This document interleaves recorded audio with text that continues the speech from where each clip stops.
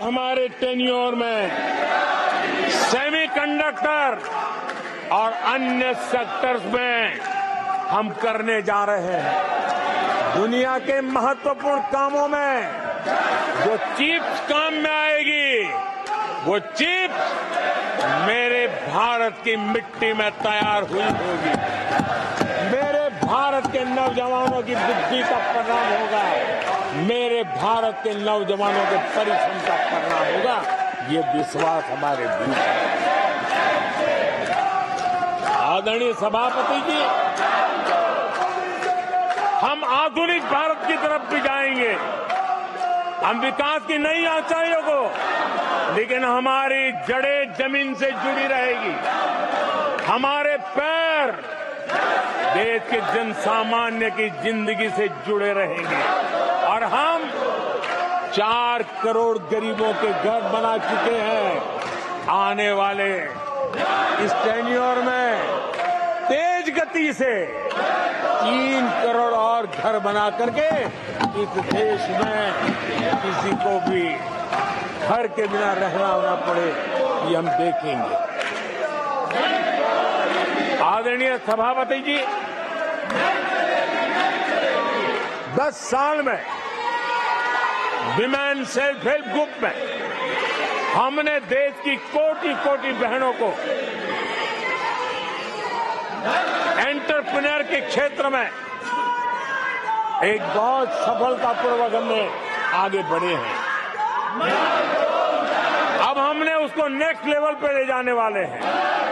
अब हमारे women self help group में जो बहनें काम कर रही हैं, उनकी आर्थिक गतिविधि इतनी बढ़ाना चाहते हैं, उसका इतना विस्तार करना चाहते हैं कि हम बहुत कम समय में 3 करोड़ ऐसी बहनों को लखपति दीदी बनाने का संकल्प लेकर के चलने वाले हैं। आदरणीय सभापति जी, मैंने पहले भी कहा है, आज मैं फिर से दोहराऊं,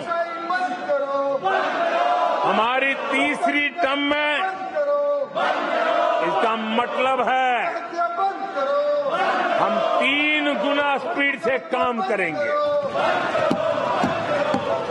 हमारी तीसरी टर्म का मतलब है हम 3 गुना शक्ति लगाएंगे।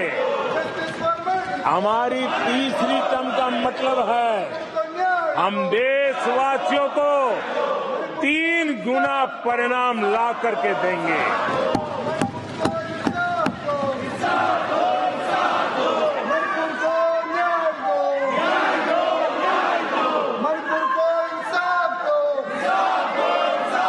अपने सदस्यगणों, नेता प्रतिपक्ष मानने से मैंने सबको मौका दिया।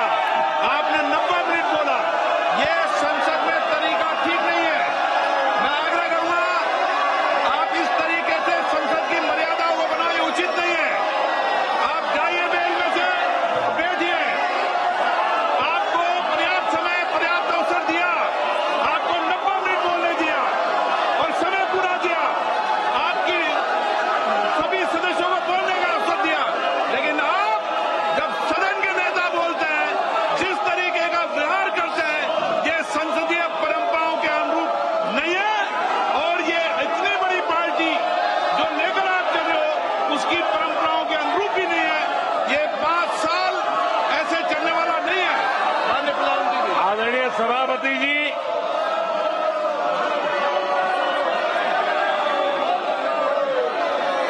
आदरणीय सभापति जी, एनडीए का तीसरी बार सरकार में आना एक ऐतिहासिक घटना है। आजादी के बाद ये सौभाग्य दूसरी बार इस देश में आया है और 60 साल के बाद आया है। इसका मतलब ये सिद्धि पाना कितना कठोर परिश्रम के बाद होता है, कितना अभूतपूर्व विश्वास संपादन होने के बाद होता है। ऐसे ही ये राजनीति के खेल से नहीं होता है, जनता जनार्दन की सेवा से प्राप्त आशीर्वाद से होता है।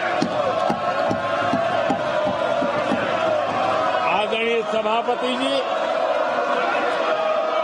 जनता ने हमें स्थिरता और निरंतरता, इसके लिए जनादेश दिया है।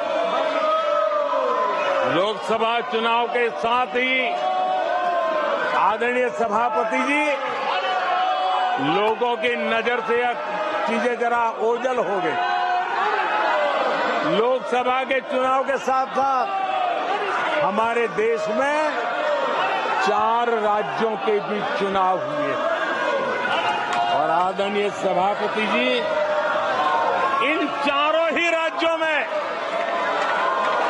एनडीए ने अभूतपूर्व सफलता प्राप्त की है। अभूतपूर्व सफलता प्राप्त, हमने शानदार विजय प्राप्त की है। महाप्रभु जगन्नाथ जी की धरती उड़ीसा ने हमें भरपूर आशीर्वाद दिया है।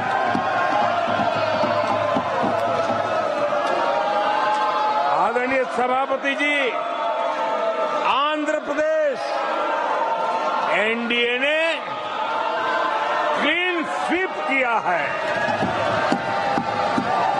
सूक्ष्मदर्शक यंत्र में भी ये नजर नहीं आते हैं। आदरणीय सभापति जी, अरुणाचल प्रदेश हम फिर एक बार सरकार बनाएंगे। सिक्किम में एनडीए ने फिर एक बार सरकार बनाई है। अभी 6 महीने पहले ही आदरणीय सभापति जी, आपका होम स्टेट राजस्थान, मध्य प्रदेश और छत्तीसगढ़ में हमने प्रचंड विजय पाया है। आदरणीय सभापति जी, हमें नए नए क्षेत्रों में जनता का प्यार मिल रहा है, जनता का आशीर्वाद मिल रहा है। आदरणीय सभापति जी, बीजेपी ने केरला में इस बार खाता खोला है और बड़े गर्व के साथ केरला से हमारे सांसद हमारे साथ बैठते हैं। तमिलनाडु में कई सीटों पर बीजेपी ने दमदार उपस्थिति दर्ज की है। कर्नाटक, यूपी और राजस्थान में पिछली बार की तुलना में बीजेपी का वोट परसेंट बढ़ा है। आने वाले समय में 3 राज्यों में चुनाव है। जिन राज्यों में चुनाव उसमें से 3 की मैं बात करता हूं। महाराष्ट्र, हरियाणा और झारखंड, यहां चुनाव आ रहे हैं। आदरणीय सभापति जी, पिछली विधानसभा में इन 3 राज्यों में हमें जितने वोट मिले थे, इस लोकसभा चुनाव में इन 3 राज्यों में हमें उससे भी ज्यादा वोट मिले हैं।